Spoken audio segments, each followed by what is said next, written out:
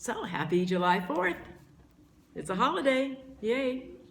I don't get to say it very often on Sunday mornings, happy 4th of July, huh? And I'm sure that a lot of us are celebrating in our own way this day. And as I wrote in the thought for the week, I do so appreciate the ability of living in this country, in this nation, and the founding fathers' wisdom that they had to center us in our independence, our Declaration of Independence, when they wrote, "We hold these truths to be self-evident, that all men are created equal, that they are endowed by their Creator with certain unalienable rights, that among these being life, liberty, and the pursuit of happiness." What a packed full sentence that is. And I of course love to just zero in on the fact that they literally put in there the Creator, i.e. God. These men that established this democracy came from a background of trusting in the divine providence. Many of them are Rosicrucians and very steeped in a higher power. And they weren't afraid to say so. You know, not only in our Declaration of Independence, but in the buildings that were built back in the day. You know, God is encased on those buildings and in our money, on our currency. In God we trust. And I'm trusting and hoping that as we evolve as a nation, that we don't lose sight of those founding fathers' strengths that they gave us in those documents, in the beliefs, that we don't erode this foundation of a Creator.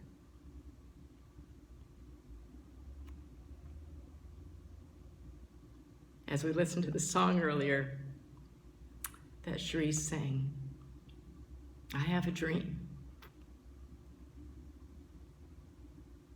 Our country has had many, many leaders come forth from this stance that we all have that dream, where we can all live as one, united.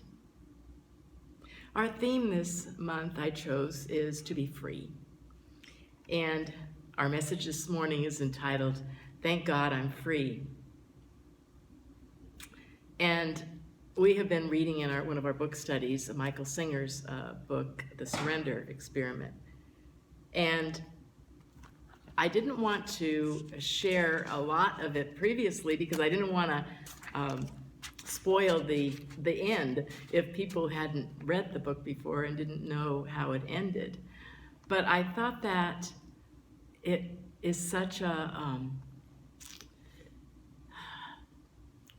way to explain what's going on with our country right now and their freedom that we have. At the very end of the book, you see this man, and this is an autobiography, this man chose from an early age, right in his early 20s, to prioritize going within every day, twice a day, and doing his meditation. And really making that the anchor of his life. And no matter what else would come, he would make sure that he got that done.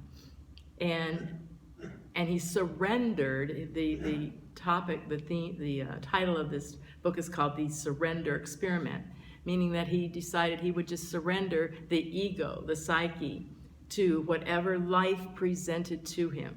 And so it's an autobiography of the different things that happened to this man and how things that came up that he didn't want to have happen, he didn't want to be involved with, but he let it go, thinking, okay, I guess this is the way that life is leading me, so I'll do it.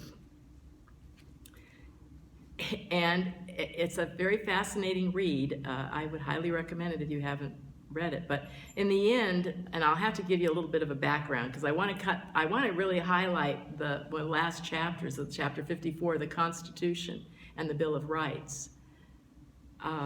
But I have to give you this little bit of background first, and that is the fact that he did start a very, very successful software company. He had 2,300 employees, and it generated over $300 million of revenue in a year.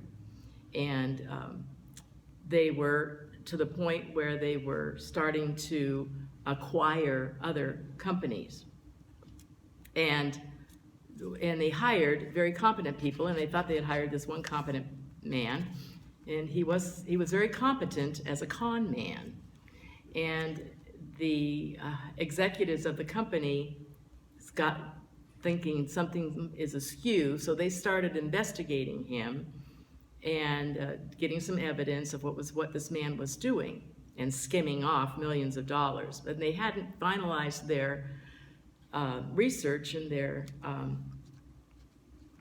investigation when the FBI did a raid on his company and seized everything on all their financial information, all of their email information, all of their documents, and the executives of the company had no idea what was going on. Well, as it turns out, the con man was such a good con man, he knew that he was going to get caught pretty soon, so he went to the FBI and told them, they made me do it. They're the bad guys, not me. They're the ones that made me do all these things. And so Michael Singer and these executives were put on the defense to prove themselves that they were innocent. And Michael, of course, knew he was innocent, knew that all of them were innocent. In fact, they were investigating this man. Surely that'll come out and it'll be fine. Well, as the things transpired and progressed, we're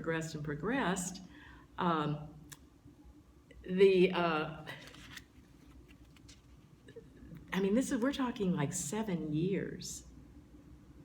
In this time, he had to resign from the company. He had to resign from all these positions that he had. So Michael Singer had the time at that point to write the book he always wanted to write, which was The Untethered Soul. So he wrote The Untethered Soul, and again, I'll highly recommend that one, while he was in the midst of this heavy litigation process. And so they came to trial, literally. There were 3 of them that were going to be on trial, Michael and 2 other high executives. And now at the very end, Michael's case was denied, it went away, dismissed. But the other 2 fellows had to go to trial. And in this whole time, Michael also became very interested with our Constitution, because part of it was, the government, the FBI, seized all of this documentation, all this information. And before the trial, our Constitution states on the 6th Amendment reads, "The accused shall enjoy the right to be informed of the nature and cause of the accusations." Because they really didn't know what it proved to us. What do we do? Show to us why you are, bringing this lawsuit to us. What do we do? What are the details? Well, because that was written in the Constitution, they had to show, not just going by this guy's words, made me do it, but we have to show the details. Well, so Michael Singer is writing The Untethered Soul. He's going through all of his information of the details of what they're going to be proving in trial. And then he decided, you know what, too? I need to read the Constitution from start to finish. I need to see what is in this Constitution myself. So there just a lot was going on and all of this. I just had to cut to the chase in the fact that the 2 men who did go to trial, the jury deliberated a very short period of time. They came back with a guilty verdict. The men were guilty. And the judge, who had been looking at all of the evidence all these years, trying to glean where is the evidence that shows that these men had done something wrong, knew there wasn't anything in there to prove they did something wrong. The jury literally had taken the opening remarks of the prosecutor, and in their minds, in the very beginning, they were conned just as much as the federal agents were and the government was and everything else, and they decided from the beginning they're guilty, not looking at the evidence. I wanted to share with you specifically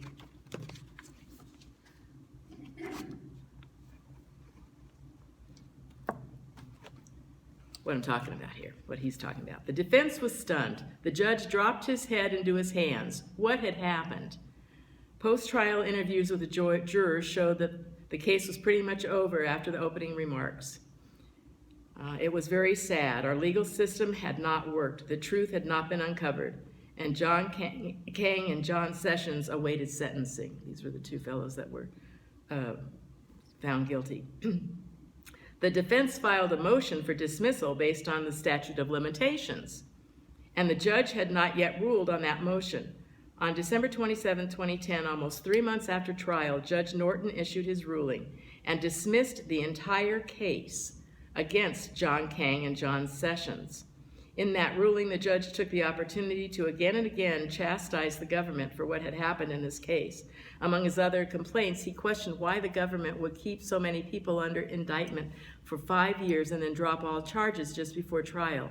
Judge Norton pointed out that this had helped drive the pre-trial defense costs of the case to more than $190 million.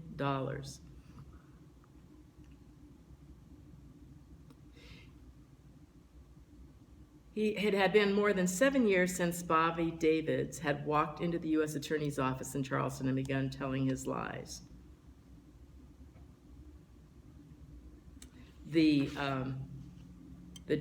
I read Judge Norton's ruling with a sense of awe and relief. Now it was over. In the end, the person who mattered most had seen through the noise and recognized the truth, the judge. I didn't know that a judge could put aside a jury's verdict because he believed it was not supported by the weight of the evidence. I didn't know that either. The jury comes out and the jury screws up, but the judge, who has been knowing and seeing all this evidence, can throw it out. Judge Norton made it clear that he not only had the right to put aside the verdict, he had the obligation. This was the Constitution in its highest hour. It was framed to protect the citizens from their government, but alas, it's just a piece of paper. The judge is the only agent through which that protection can come to life. In my eyes, both the judges in this case were heroes. They showed why our separate branches of government create important checks and balances against one another. These judges had taken a vow to protect the Constitution, and they selflessly did just that. Amazing power that we live in this country that has those checks and balances, that has that pristine ability to allow the truth to come out. To remember, though, the reason I'm sharing this is the fact that Michael Singer kept up even during those periods when he was reading all the emails and writing The Untethered Soul and reading the Constitution, that he kept up his daily meditation practices twice a day. When we do that, we set ourselves free from this limitation, from the psyche, from the ego that wants to separate, that wants to divide. When we can go within and feel the wholeness, feel that divine energy of love and light that is always supporting us, we will be set free from limitations regardless. Yes, there will be challenges in life. You think? How many of us would like to go through that kind of a challenge of being indicted by the federal government and going through years of trying to prove that you didn't do anything wrong? Many of us will go through challenges in our life that are particular to us. You know, we are all this unique expression of the one power and the one God and the one presence. So all of us are going to have our own individual challenges, but when they come to us, what we want to remember is that there is something greater inside me than there is without. That there is a power and a presence and a being that is loving me, that is guiding me, that wants me to grow, to blossom. And I can't do it staying stifled by where I was yesterday. I'm going to have to be able to be challenged and live up to the challenges of life.